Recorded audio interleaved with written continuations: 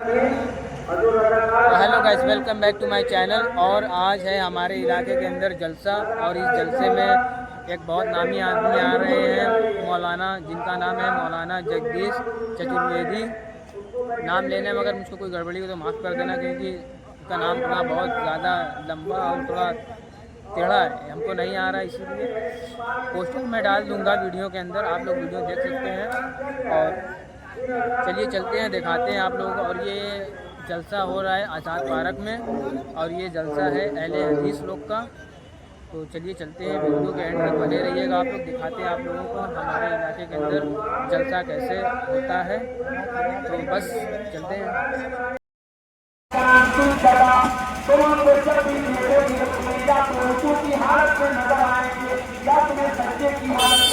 तुम्हें जज़ाए खैर दे। जिस तरीके से तुमने मेरी रहनुमाई फरमाई, नबी की सीरत और नमूना पेश करने के बाद मैं फौरन खाता हूँ और अल्लाह का शुक्र अदा करता हूँ कि हमारे नबी के घर में तो चूल्हा भी नहीं जलता था 2-2, 3-3 महीने, लेकिन अल्लाह मुझे कम से कम अरहर की दाल तो दे रहा है। इस रिक्शा चलाने वाले के सामने मौलवी जर्जीस ने 1.5-2 घंटे का लेक्चर नहीं दिया था, किसी मौलवी का बहुत लंबा चौड़ा खुतबा उसने नहीं सुना था। उसने अपनी बीवी से बस एक जुमला सुना और उसी वक्त वो शर्मिंदा हो गया और नादिम हो गया। यही सबसे बड़ी इंसानियत है। गुनाह तो होगा इंसान से, और जो गुनाह न करे फिर वो इंसान कहाँ रह गया। लेकिन इंसान हो तो खताएं और गलती तो होंगी। लेकिन मेरे भाइयों जरा गौर करो, मैं कहना क्या चाह रहा था कि उसके सामने सिर्फ एक नसीहत की गई और उसके अंदर सुधार पैदा हो गया।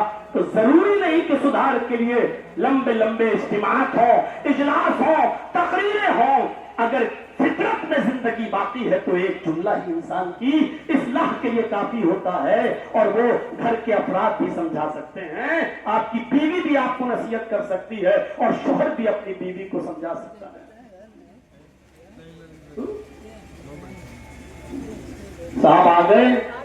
हमारे पड़ोस में रहने वाली उस औरत को देखो, ईद के दिन अलग कपड़ा पहनती है, ईद के दूसरे दिन दूसरा सूट पहनती है, तीसरे दिन तीसरा सूट पहनती है, चौथे दिन चौथा। 8 दिन मनाई जाती है ईद। पता नहीं, मऊ में जब मैं जाया करता था तो सुना है कि यहाँ 8 दिन तक काम नहीं होते और 8-8 दिन तक ईद मनती है। मेरे भाइयों, आपके यहाँ कितने दिन मनती है मुझे नहीं मालूम, लेकिन बीवी अगर ये कह रही है तो उसको कल वाला वाक्या सुनाओ। और शौहर भी बड़े प्यार से अपनी बीवी को बता सकता है कि हजरत आयशा फरमाती है कि मेरे पास कहीं से छींट का कपड़ा आ गया, मैंने उस तोपे में आया, मैंने उसको संभाल कर रख लिया।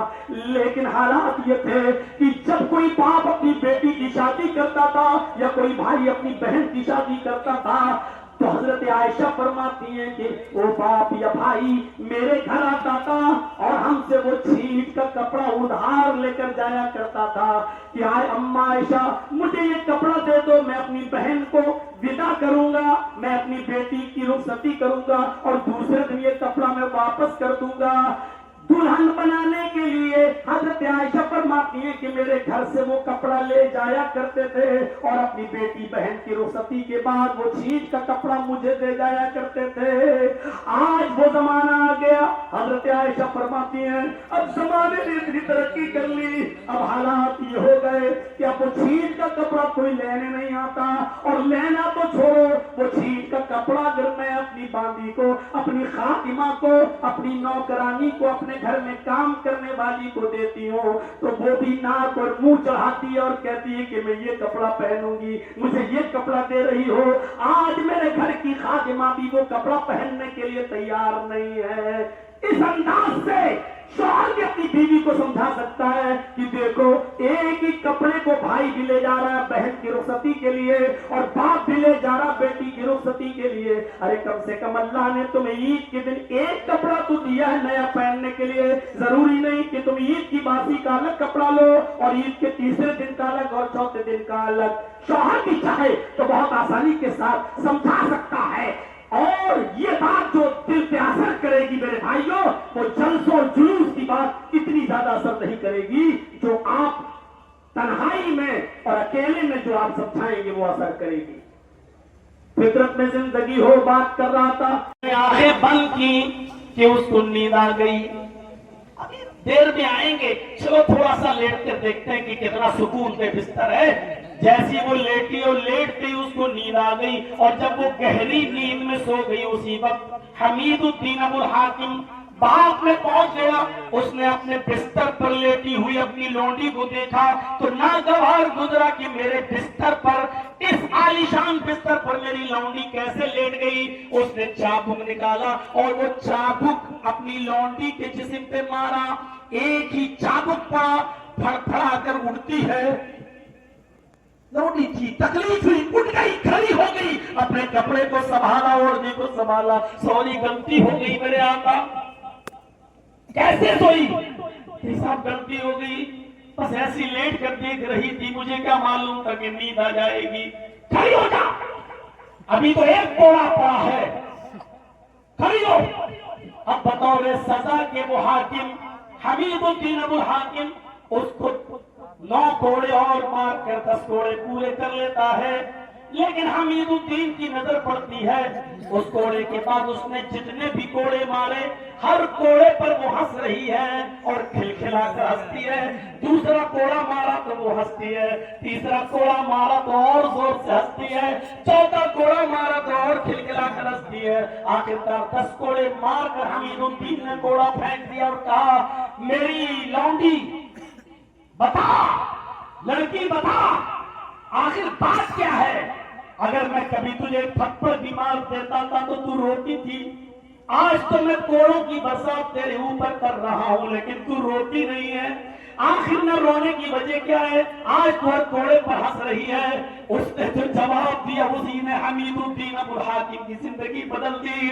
वो लौंडी हंसते हुए चीख कर कहती है, मेरे आका आज मैं सिर्फ इस बात पर हंस रही हूँ, ये देख कर हंस रही हूँ, ये सोच कर मैं हंस रही हूँ कि एक हाकिम के इस आरामदेह बिस्तर पर थोड़ी देर के लिए एक मामूली लड़की सो गई, एक लौंडी सो गई, तो तेरी अदालत में उसकी ये सजा है जो उसको पूरी पूरी ताकत से तू उसके ऊपर कोड़े कोड़े बरसा रहा है, कोड़े मार रहा है।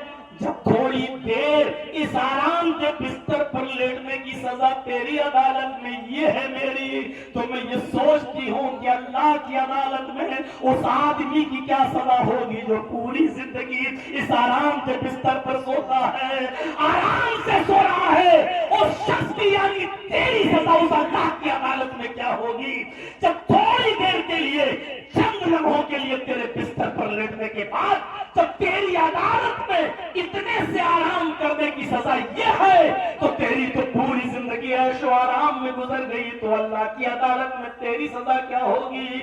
हमीदुद्दीन अबुल हाकिम ने छोड़ा, कोड़ा फेंका, अपनी लौंडी को आजाद किया और वहीं से सल्तनत को ठुकराया, हुकूमत को लात मारी और उलमा की सोहबत में बैठ गया। दावत और तबलीग करते करते एक अच्छा दाई और मुबल्लिग बन गया। फिर उसने सल्तनत और हुकूमत की तरफ पलट कर नहीं देखा। हमीदुद्दीन अबुल हाकिम ने जुमे के आधे घंटे का खुतबा नहीं सुना था। हमीदुद्दीन अबुल हाकिम ने मौलवी जर्जीस की तरह किसी मौलवी की 1.5-2 घंटे की तकरीर नहीं सुनी थी। मेरे भाइयों जरा तसव्वुर कीजिए, आप गौर कीजिए, आप क्या जिंदगी थी।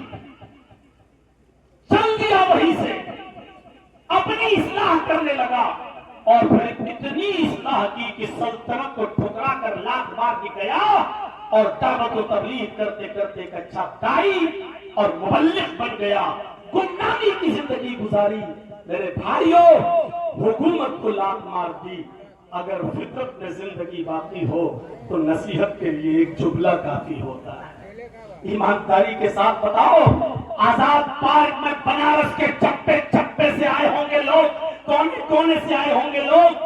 जब नसीहत के लिए और अपनी जिंदगी को बदलने के लिए एक जुमला काफी है, एक जुमला काफी है, तो हमारी तो पूरी जिंदगी जब से सुन सुन के हो गई है। हमारी तो पूरी जिंदगी इस्तेमाल करते करते और आपकी सुनते सुनते गुजर गई है। फिर हमारी जिंदगियों में इख्तिलाफ क्यों नहीं आता है? हमारी इस्लाह क्यों नहीं होती है? हम अपने आप को क्यों नहीं देखते हैं बिल्कुल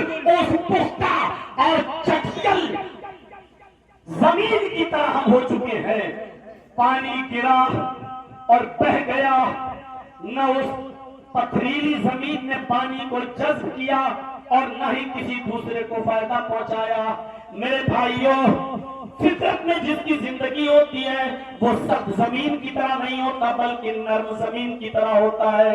جیسے کسی مردہ اور نرم زمین پر آسمان کی بارش کے قطرے گرتے ہیں، وہ پانی کو جذب کر لیتی ہے، خود فائدہ اٹھاتی ہے وہ زمین، اور پھر اس سے سرسبز و شاداب کھیتیاں پیدا ہوتی ہیں، ہری بھری ہریالیاں پیدا ہوتی ہیں، ہری بھری سبزیاں پیدا ہوتی ہیں، پھر وہ دوسرے بھی اس سے فائدہ اٹھاتے ہیں. فطرت، جس انسان کی فطرت میں زندگی باقی ہے تو اس کے اندر یہ نرمی بھی ہوگی، وہ باز و جل سے سنے گا، خود بھی فائدہ اٹھائے گا اور اس کو محفوظ کر کے دوسروں تک بھی اپنی بات پہنچائے گا اور دوسروں کی بھی اصلاح کی فکر ہوگی. لیکن جس طریقے سے وہ مردہ زمین، نرم زمین پہلے خود پانی کو جذب کر کے اپنے آپ کو فائدہ پہنچاتی ہے، اس کے بعد پھر ہریالی پیدا کرتی ہے، اسی طریقے سے پہلے ہمیں اپنی اصلاح کی فکر خود ہونی چاہیے اور اس کے بعد میں ہمیں دوسروں کی فکر ہونی چاہیے.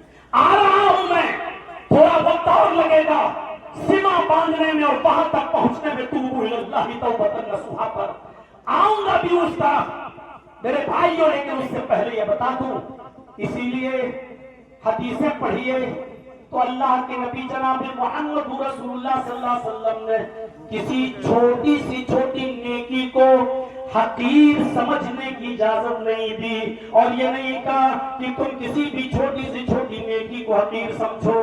یہ چھوٹی چھوٹی نیکیاں بھی تم کرو گے تو ایک دن پہاڑ بن جائیں گی. کسی بھی چھوٹی نیکی کو حقیر مت سمجھو. اس میں کیا ہوگا؟ سائیکل سے موٹر سائیکل سے گزر رہے ہو، راستے میں کیلے کا چھلکا پڑا ہے، ہم تو حقیر مت سمجھو. بائک روک دو، فور ویلر روک دو، راستے میں پڑا ہے چھلکا اٹھاؤ. ایسا نہ ہو کہ تم نے دیکھنے کے بعد بھی آپ فراموش کر گئے، آگے گزر گئے، پیچھے کوئی بوڑھا آدمی، اندھا آدمی اس کیلے کے چھلکے پر پیر رکھ کے پھسل جائے، دانت ٹوٹ جائیں، گھٹنے پہ چوٹ لگ جائے، ہڈی پھسل جائے کہ بڑھاپے میں پھر ہڈیاں جلدی جڑتی بھی نہیں ہیں. کسی بھی نیکی کو حقیر مت سمجھو. حضرت عائشہ فرماتی ہے کہ اللہ کے نبی نے فرمایا کہ آئے خواتین کی جماعت، آئے عورتوں کی جماعت، اپنے پڑوس میں رہنے والی پڑوسن کو کوئی چھوٹی سے چھوٹی اور حقیر سے حقیر چیز دینے میں ہچکچاؤ مت، شرماؤ مت، اس کو حقیر مت سمجھو. تمہارے پاس جو بھی دینے کے لائق ہو وہ تم دے دیا کرو، اس کو دینے میں ہچکچاؤ نہیں. یہاں تک کہ اللہ کے نبی نے فرمایا اگرچہ تمہارے پاس بکری کا خر ہی کیوں نہ ہو، خر، بکری کا پیر بھی نہیں، پیر کے اوپر لگا رہتا ہے، فرمایا کہ اس کو خر ہی کیوں نہ ہو، ہچکچاؤ نہیں. تو چھوٹی سے چھوٹی نیکی بتائیے آپ، اس کو بھی دینے میں ہچکچاؤ نہیں. چھوٹا سا چھوٹا نیک کام ہی کیوں نہ ہو، قیامت کے دن یہ تمہارے سامنے پیش کر دیا جائے گا. فَمَن يَعْمَلْ مِثْقَالَ ذَرَّةٍ خَيْرًا يَرَهُ وَمَن يَعْمَلْ مِثْقَالَ ذَرَّةٍ شَرًّا يَرَهُ. چھوٹے سے چھوٹا اور معمولی اور ذرہ سرسوں کے دانے کے برابر، چیونٹی کے سر کے برابر. میرے بھائیوں فرمایا اتنی سی بھی اگر نیکی ہے تو اس کو بھی کر ڈالو، حقیر سمجھ کے چھوڑو نہیں. اس لیے کہ جو شخص ذرہ برابر بھی نیکی کرے گا تو اس کو بھی وہ اپنے نامہ اعمال میں دیکھ لے گا، اور جس طرح چھوٹی سے چھوٹی نیکی نامہ اعمال میں دیکھے گا اسی طریقے سے چھوٹا سا چھوٹا گناہ بھی وہ اپنے نامہ اعمال میں دیکھے گا. کوئی چیز بچی نہیں ہوگی، انسان کے سامنے پورا رجسٹر رکھ دیا جائے گا. میرے پیارے بھائیوں غور کیجئے، حضرت عمر فاروق رضی اللہ تعالیٰ عنہ ایک بوڑھی عورت کی کہ گھر میں صبح جایا کرتے تھے ارلی مارننگ. وہ بوڑھی عورت کمزور تھی، بستر پر لیٹی رہتی تھی، اٹھنے کے لائق نہیں تھی، اور آپ کے ذہن میں یہ بات میں بٹھا دوں، ہوش گزار کر دوں کہ حضرت عمر یہ کام حضرت ابو بکر کے دور خلافت میں کیا کرتے تھے، حضرت ابو بکر صدیق کے دور خلافت میں یہ کام کیا کرتے تھے۔ وہ جایا کرتے تھے اور ایک بوڑھی عورت کے گھر میں جا کر 3 کام